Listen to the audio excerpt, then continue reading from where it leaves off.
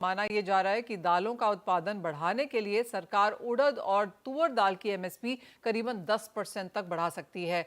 सूत्रों के मुताबिक सरकार सोयाबीन और सनफ्लावर ऑयल की एमएसपी में 5 से 7% का इजाफा कर सकती है। कैबिनेट एक हफ्ते में इसे मंजूरी दे सकती है, ऐसा हमारे जानकारों से सुनने को मिला है। एक डिटेल्ड खबर ले लेते हैं। मेरे साथ मेरे सहयोगी असीम मनचंदा है। असीम नमस्कार।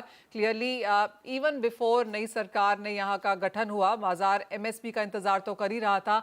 बारिशें आ चुकी हैं, एमएसपी के जो सीएसीपी के आंकड़े हैं वो रिकमेंडेशंस भी हमने आते हुए देखे हैं। अब आप यहाँ पर क्या सुन रहे हैं?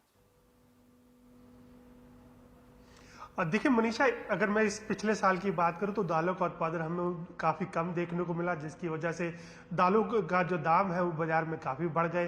कई राज्यों में अगर मैं बात करूं तो तूर दाल 200 रुपये प्रति किलो से ऊपर मिल रही है।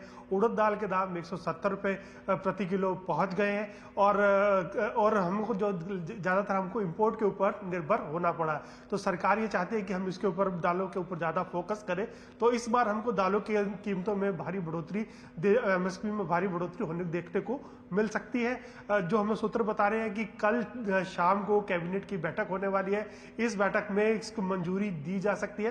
तो एक बड़ा बूस्ट दालों के प्रोडक्शन को यहाँ हमें देखने को मिल सकता है, जहाँ पे तूर और उड़द के एमएसपी 10% तक बढ़ सकते हैं। इस बार हमारा जो इंपोर्ट था वो भी एडिबल ऑयल्स का, वो भी काफी बढ़ गया था। पिछले साल के मुकाबले 30 से 40% तक हमको बढ़ोतरी देखने को मिली। तो सरकार वहां पर भी एक बड़ा फोकस करेगी। सोयाबीन, ग्राउंडनट और के दामों के अंदर हमको यहाँ पर 5 से 7% की बढ़ोतरी देखने को मिल सकती है। तीसरी बात करूं पैडी की, तो पैडी की हमने इस बार काफी ज्यादा प्रोक्योरमेंट ऑलरेडी कर लिया है। तो पैडी के दामों में हमें इतनी ज्यादा बढ़ोतरी देखने को ना मिले, वहां पर एक मार्जिनल बढ़ोतरी 4 से 5% की हमको देखने को मिल सकती है।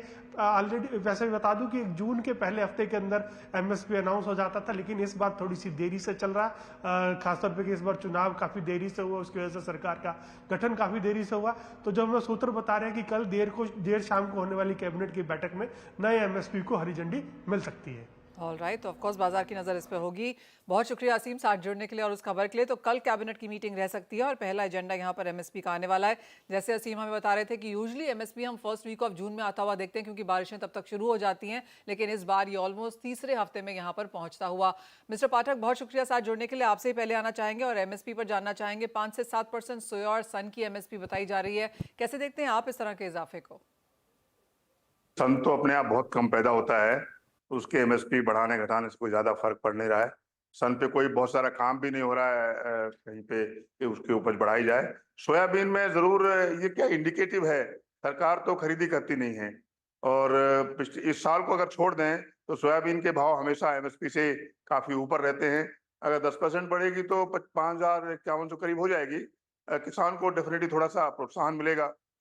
लेकिन किसान को प्रोत्साहन शायद ड्यूटी बढ़ाने से थोड़ा ज्यादा मिलेगा, क्योंकि सोयाबीन के भाव थोड़ा ऊपर ले जाने की जरूरत है, जो कि पिछले कई महीने से एमएसपी के आसपास या उससे नीचे चल रहे हैं। तो बढ़ेगी एमएसपी तो ठीक है, अगर सरकार थोड़ी खरीदी भी करे या कोई प्राइस डिफरेंस रिम्बर्समेंट सिस्टम लेके आए, भावांतर, तो थोड़ा ज्यादा फायदा किसान को होगा, इंडस्ट्री को भी। देखते हैं अभी what decision the government takes. जी हाँ, कल के कैबिनेट का इंतजार यहाँ पर रहेगा, किस तरह का एमएसपी यहाँ पर निकल के आता है। और जैसे आपने कहा कि सरकारी खरीद बहुत ज़्यादा नहीं होती है, इंडिकेटिव प्राइस है, लेकिन उसके बावजूद भी एक सेंटिमेंट इम्पैक्ट हम यहाँ पर ज़रूर पड़ता हुआ देखते हैं। लेकिन बात अब